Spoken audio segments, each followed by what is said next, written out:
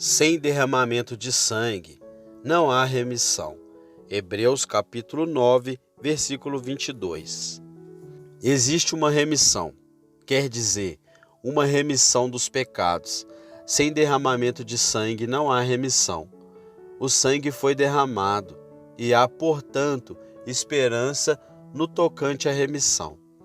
Apesar dos severos requerimentos da lei, a remissão não deve ser abandonada em absoluta desesperação. A palavra remissão quer dizer saldar dívidas. Assim como o pecado pode ser considerado uma dívida contraída com Deus, assim também essa dívida pode ser apagada, cancelada e suprimida. O pecador, o devedor de Deus, pode deixar de estar em dívida com compensação por uma plena quitação e pode ficar livre em virtude dessa remissão. Tal coisa é possível. Glória seja dada a Deus, porque é possível obter a remissão de todos os pecados para os que tenham arrependimento, sem importar qual possa ser a transgressão de qualquer indivíduo. O perdão é possível para ele, se é possível que tal se arrependa. Um pecado incontrito é um pecado imperdoável. Se o homem confessa seu pecado e o abandona, então encontrará misericórdia. Deus tem declarado assim, e ele nunca será infiel à sua palavra. Porém, alguém pergunta: não existe um pecado que é para a morte? Sim, certamente, ainda que eu não saiba qual seja, nem tampouco cremos que alguém que tenha pesquisado esse tema tenha sido capaz de descobrir qual seja esse pecado. O que parece claro é que o pecado é praticamente imperdoável, porque não houve arrependimento a respeito dele. O homem que o comete fica morto no pecado, para todos os fins e propósitos, em um sentido mais profundo e permanente, até mesmo do que a raça humana o está como um todo, e é entregue a um coração endurecido. Sua consciência é cauterizada, por assim dizê-lo, com um ferro em brasa, e a partir dali não buscará nenhuma misericórdia. Porém, todo tipo de pecado e de blasfêmia serão perdoados aos homens, para a lascívia, para o roubo, para o adultério, sim, para o assassinato, há perdão de Deus, para que seja reverenciado. Ele é o Senhor Deus misericordioso e clemente, que esquece a transgressão, a iniquidade e o pecado. E esse perdão, que é possível, é completo, de acordo às Escrituras. Quer dizer, quando Deus perdoa a um homem seu pecado, o faz sem reservas. Ele apaga a dívida sem nenhuma revisão dos cálculos. Ele não suprime uma parte do pecado do homem, porém o faz responsável do resto. Antes, no momento em que um pecado é perdoado, é como se sua iniquidade nunca houvesse sido cometida.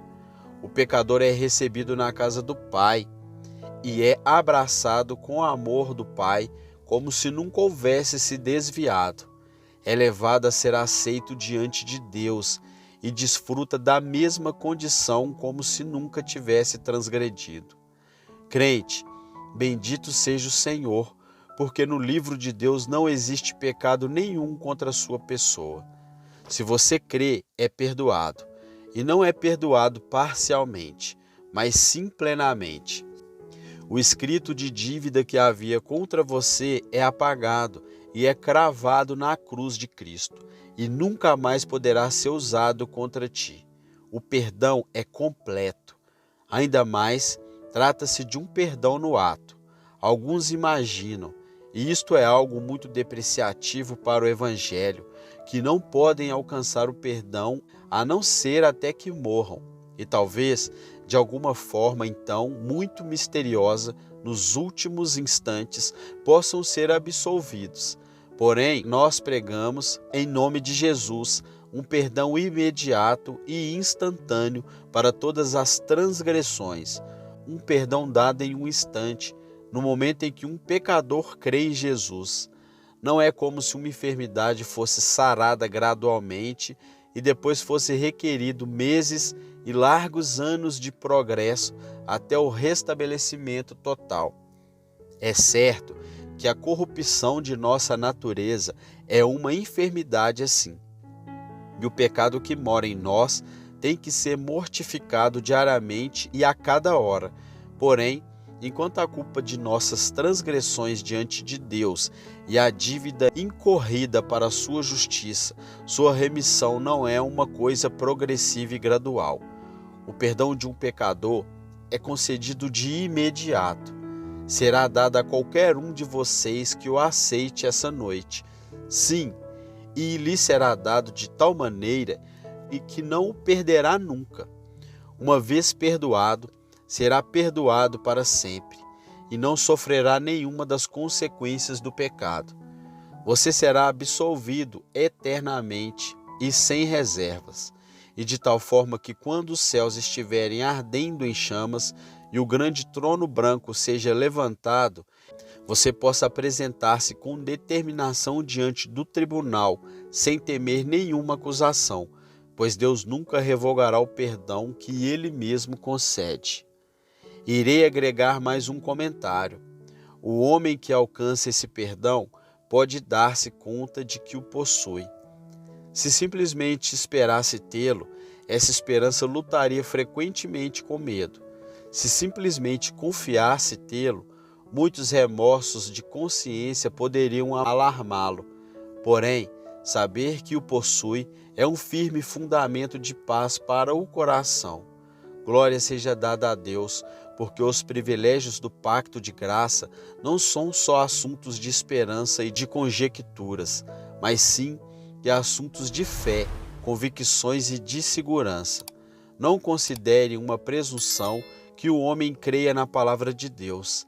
É a própria palavra de Deus a que diz: o que nele crê não é condenado. Se eu creio em Jesus Cristo, então não sou condenado. Que direito tenho de pensar que o sou? Se Deus diz que não sou condenado, seria uma presunção de minha parte pensar que sou condenado. Não pode ser presunção receber a palavra de Deus tal como Ele me a dá? Diz alguém, que feliz seria se fosse meu caso. Falaste bem, pois bem-aventurado aquele cuja transgressão foi perdoada e cujo pecado foi coberto. Bem-aventurado o homem a quem o Senhor não culpa de iniquidade. Mas, dirá alguém mais, eu dificilmente pensaria que algo tão grande poderia ser possível para alguém como eu. Você raciocina à maneira dos filhos dos homens. Deve saber então que, como são mais altos os céus do que a terra, assim são os caminhos de Deus mais altos que os seus caminhos, e seus pensamentos mais que os seus pensamentos. Teu é o errar, mas de Deus é o perdoar. Você se extravia como um homem, porém Deus não perdoa como um homem. Ele perdoa como um Deus, de tal forma que rompemos em exclamação de assombros e cantamos: que Deus como tu, que perdoa a maldade e olvida o pecado do remanescente de sua herança? Quando você faz algo, trata-se de alguma pequena obra adaptada às suas habilidades. Porém, nosso Deus fez os céus. Quando você perdoa, concede um perdão adaptado à sua natureza e suas circunstâncias. Porém, quando Ele perdoa, mostra as riquezas de sua graça em uma escala maior do que a sua mente finita pode captar. Ele apaga em um instante 1000 pecados do mais negro timbre, pecados de uma tonalidade infernal, porque se deleita na misericórdia, e o juízo é a sua estranha obra. Porque não quero a morte do que morrer, diz o Senhor. Convertei-vos, pois, e vivereis. Meu texto proporciona esta nota feliz. Não há remissão exceto com sangue. Mas, como o sangue foi derramado, sim, há remissão. Ainda que haja perdão de pecado, nunca se concede sem derramamento de sangue. Esta é uma frase atropeladora, pois existem alguns seres neste mundo que confiam em seus arrependimentos para o perdão do pecado. Mas além de toda a dúvida, é seu dever arrepender-se de seu pecado. Se tiver desobedecido a Deus, deve lamentar isso. Deixar de pecar não é senão o dever da criatura, pois do contrário, o pecado não seria a violação da santa lei de Deus. Porém, deve saber que todo o arrependimento do mundo não pode apagar o menor pecado. Se só um pensamento pecaminoso atravesse sua mente e você se afligisse por ele todos os dias de sua vida, a mancha desse pecado não poderia ser tirada, nem sequer pela angústia que lhe provoca. O arrependimento é a obra do Espírito de Deus e é um dom muito precioso e um sinal da graça. Porém, não há nenhum poder expiatório no arrependimento.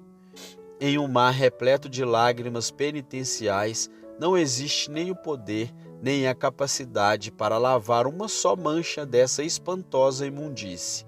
Sem derramamento de sangue, não há remissão.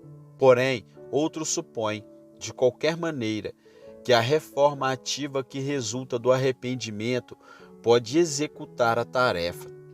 Que importa que se renuncie à bebedeira e a abstinência se converta na regra? Que importa que se abandone a libertinagem e a castidade adorne o caráter?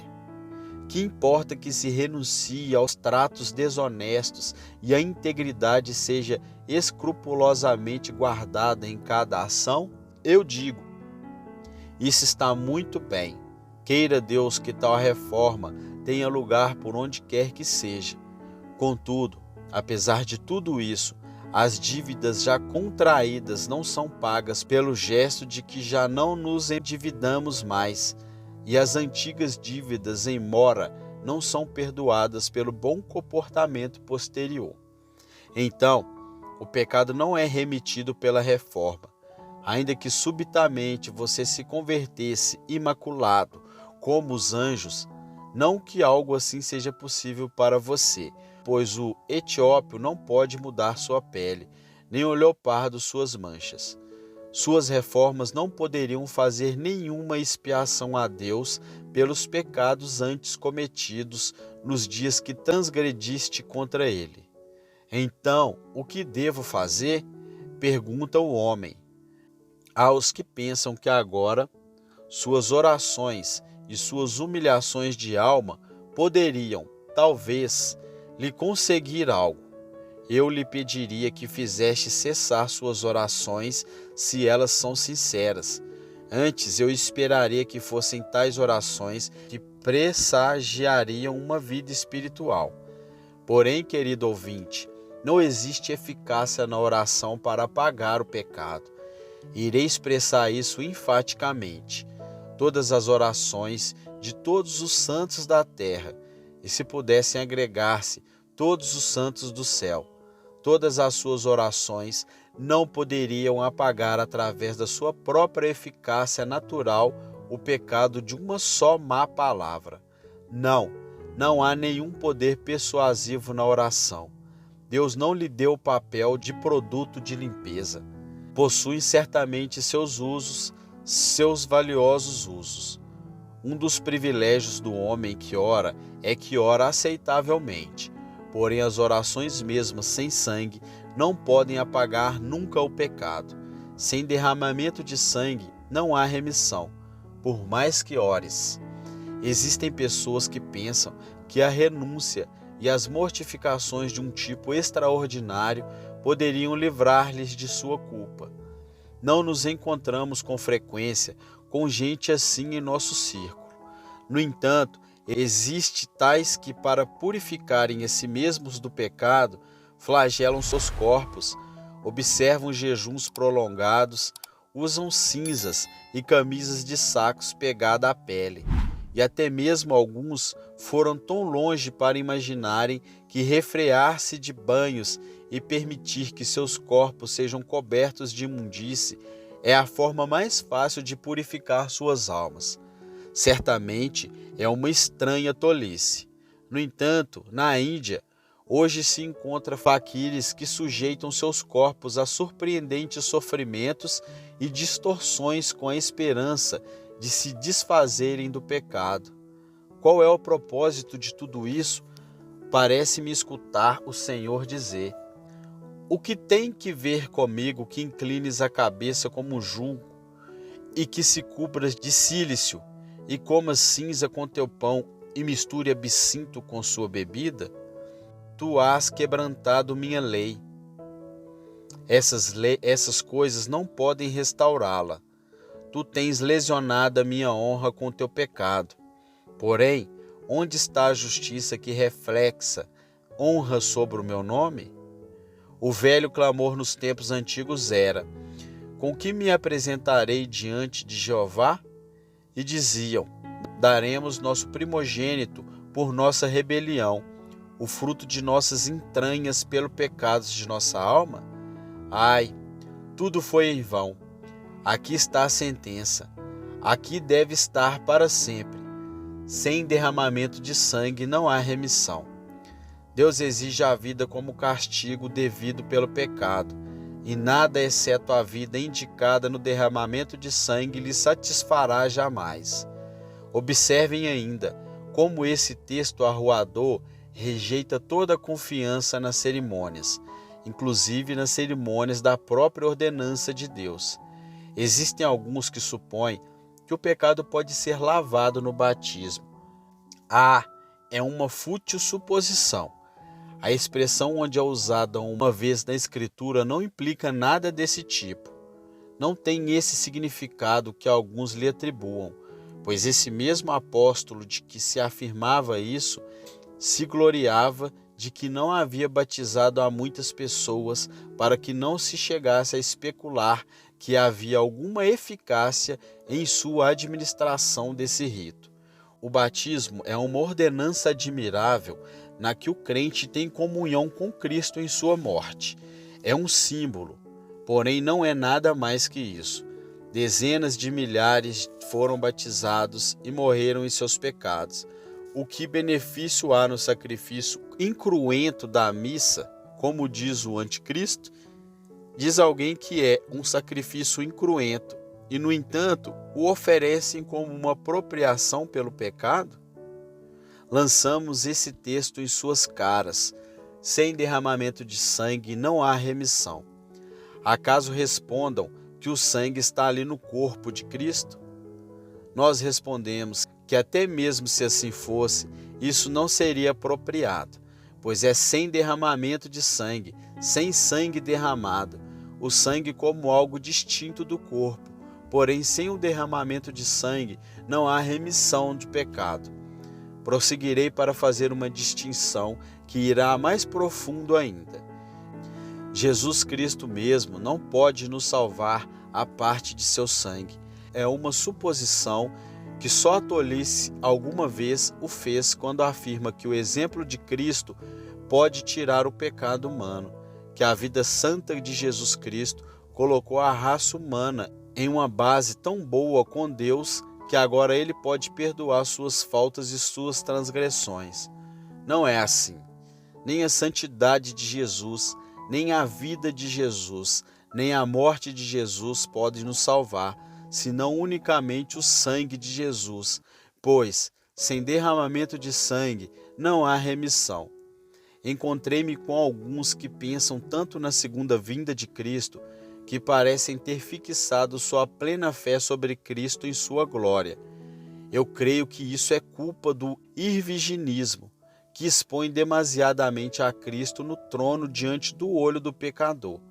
Ainda que Cristo no trono é sempre o amado e adorável, contudo, devemos ver a Cristo na cruz, ou não poderemos jamais ser salvos.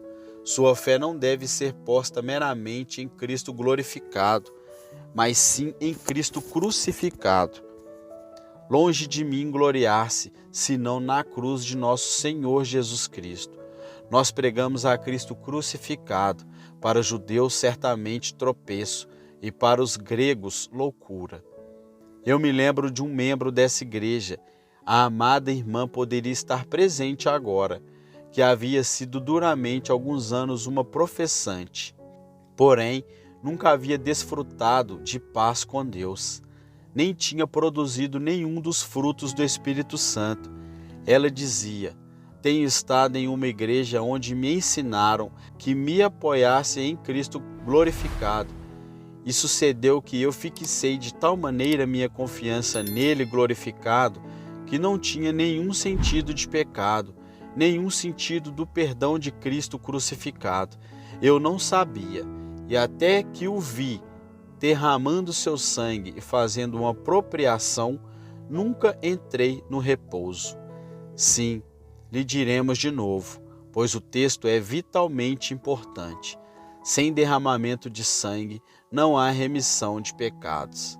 Não há, sem derramamento de sangue, há remissão. Nem sequer com o próprio Cristo. O meio de quitar nosso pecado é o sacrifício que ele ofereceu por nós. Só isso, e nenhuma outra coisa.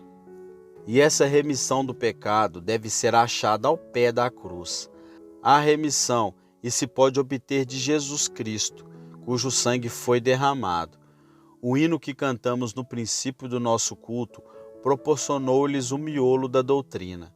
Devemos a Deus uma dívida de castigo pelo pecado. Estava pendente essa dívida ou não? Se a lei estava na verdade, o castigo deveria ser executado. Se o castigo era demasiadamente severo e a lei era imprecisa, então Deus havia cometido um erro. Porém, supor isso é uma blasfêmia. Então, sendo a lei certa e sendo justo o castigo, faria Deus algo injusto? Seria algo injusto de sua parte que não executasse o castigo? Desejaria que fosse injusto? Ele havia declarado que a alma que pecasse deveria morrer. Desejaria que Deus fosse um mentiroso? Deveria engolir suas palavras para salvar as suas criaturas? Seja Deus verdadeiro e todo homem mentiroso. Ó, meus queridos ouvintes, o texto está cheio de advertência para alguns de vocês. Vocês poderiam ter uma disposição amigável, um excelente caráter e uma índole madura.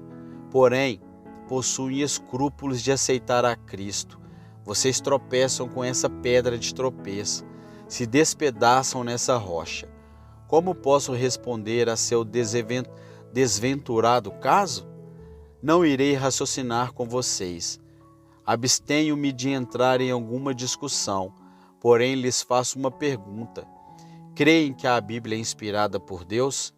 Olhem então aquela passagem que diz: sem derramamento de sangue não há remissão. O que dizem? Não é claro, absoluto, definitivo? Permita-me tirar a conclusão.